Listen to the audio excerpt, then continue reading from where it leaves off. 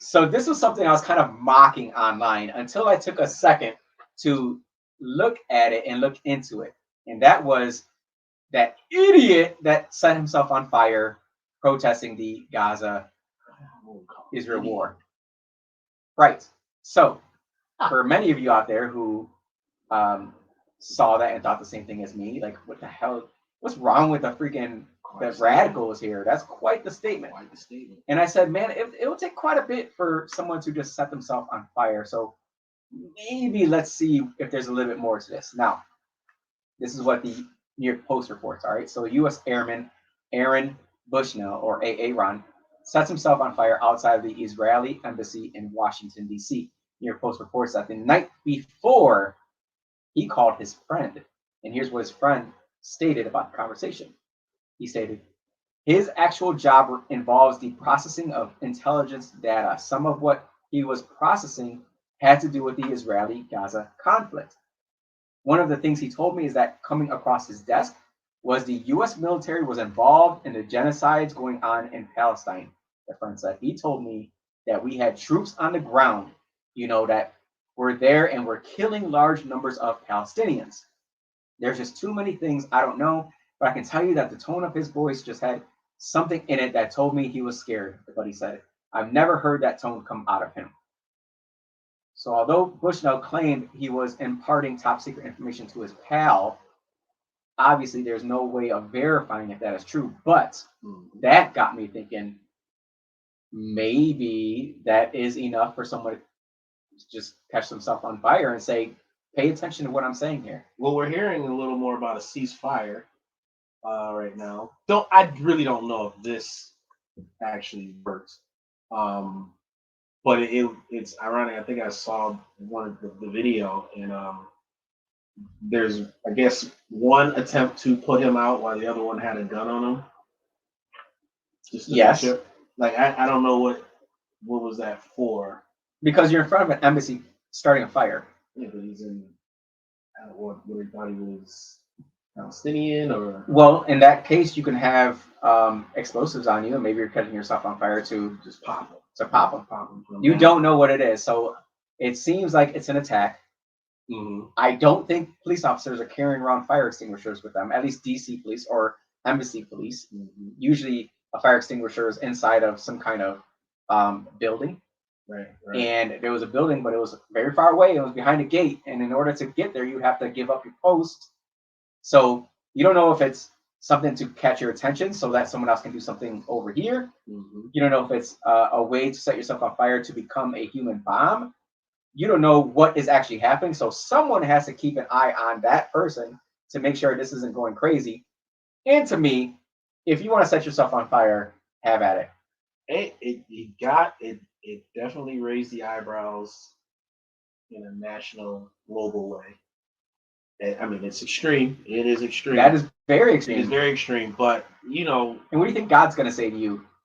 Don't even bring God in this, because if God was watching, the genocide would not be going the way it's going. No. This is what I'm going to say. Go ahead.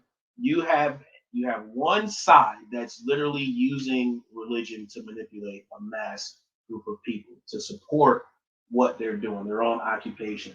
And within this group, they're also using their own historical connection to a genocide within the Holocaust to justify what it is that they're doing to a group of people. There's so many different stories and reasons why the Palestinians didn't agree with a ceasefire, or the Israelis didn't agree to a ceasefire.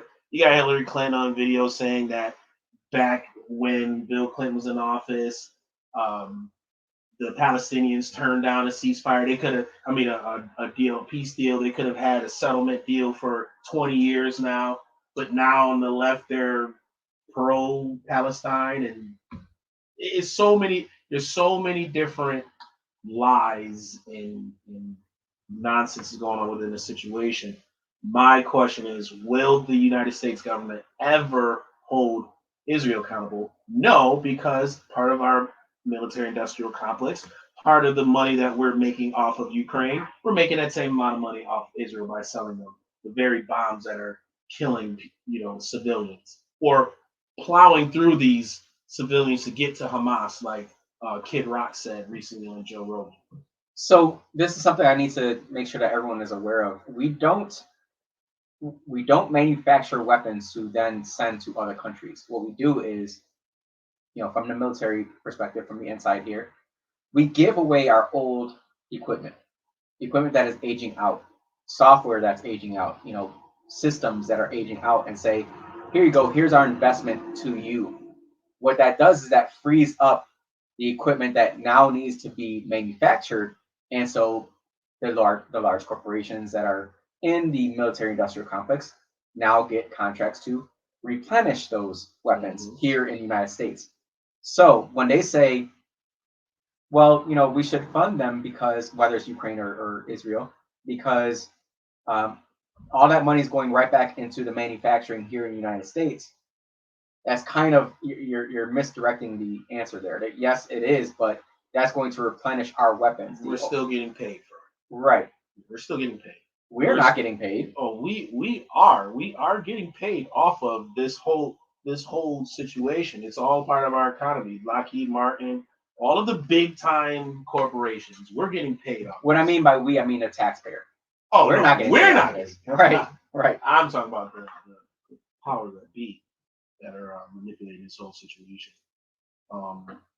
But do you think that this intel is correct, that we have soldiers who are fighting in the actual front lines, and they use the word genocide, so we're going to go ahead and use that word, and are participating in the genocide of Palestinians? Do you believe that? I wouldn't put it past this. I wouldn't put it past anything that's going on in that region, because this isn't. I mean, this is one conflict, but the Middle East has been at war for God knows how long. What about we don't talk about Syria anymore. We don't talk about Libya anymore. We don't talk about a lot of those other countries that we've been. Iran, Saudi Arabia. Like we've been at war for decades now. What happened to Afghanistan? Are we still? I don't even know. We're still there. I guess there's got to be some sort of. Our weapons and equipment are still there. Most of our military is overseas right now, and then back home, everybody's just infiltrating us from the rear end. Pause. Yeah, think about that one. Yeah, so this to me kind of screams maybe we should take a look at what this guy just did and the extremity in which he took in order to get that information out. Because people can say, well, he didn't have to set himself on fire. He didn't have to kill himself. I agree, he didn't. But then we got Julian Assange. Yeah. Should he have become another Julian Assange? They can arrange it. It's not the first time that we've put a U.S. citizen in prison for God knows how long. Right. Who wants to live that life? I mean, the guy's been away from our country for how many years at this point? All because he produced information, inside intel, about what was actually happening, what we were doing, the atrocities that we were doing. This guy comes up. Let's just take what he said or what his friend said in the conversation at point blank. That's what he said. This kid, very young kid, he had to have known, if he's in military intelligence, he had to know that if he came out with this information and told his friend, he's in trouble. He's going to be either taken out or he's going to be a political prisoner for the rest of his life. And I say political prisoner because this is giving out inside intel saying that we have military guys on the front lines in Gaza. That's not what our Congress said we were doing. Well, what about that's not what our president said we were doing. What about the contracts, the contractors, those types of the former military personnel? Yeah, the black ops. Yeah. So what about those? And they could be running amok around there also. Well, that's usually how they get around it. Yeah. Is they utilize these contractors who will go do the dirty work. And I understand, but the thing is that people need to also understand, we literally take C-130s filled with pallets of cash to these countries to pay leaders off. Cash, physical cash. So when we say that there's a ton of money missing from the military budget, that is part of it. Part of it. The other part of it is the black ops. Why is this money going towards, the fight in Afghanistan when we're no longer there? Well, you ask too many questions and you're going to find out. Yeah. I just saw a video about that. A Republican senator was talking about that very thing you just said. The reason why some people won't say nothing because they know once they do, they might find themselves suicided with 4 gunshots. Yeah, unalived. Yeah, unalived, yeah. And then they'll claim that it's suicide. Well, how is it suicide when? But that's where we are in this country where we can't add, and that's to go along with the first statement that we discussed, the first conspiracy theory as well, or allegation, should I say? When we stop asking questions, when we stop searching for truth, that's when we go downhill. That's when the truth dies, is when it's in darkness. You got to bring truth to light. And you do that by asking the questions and having types of conversations that we here on the Politically Correcting radio show have at the WYSL radio station. We are truly blessed to be able to do this. So appreciate it. Anyone out there, 346-3000 is the number to call.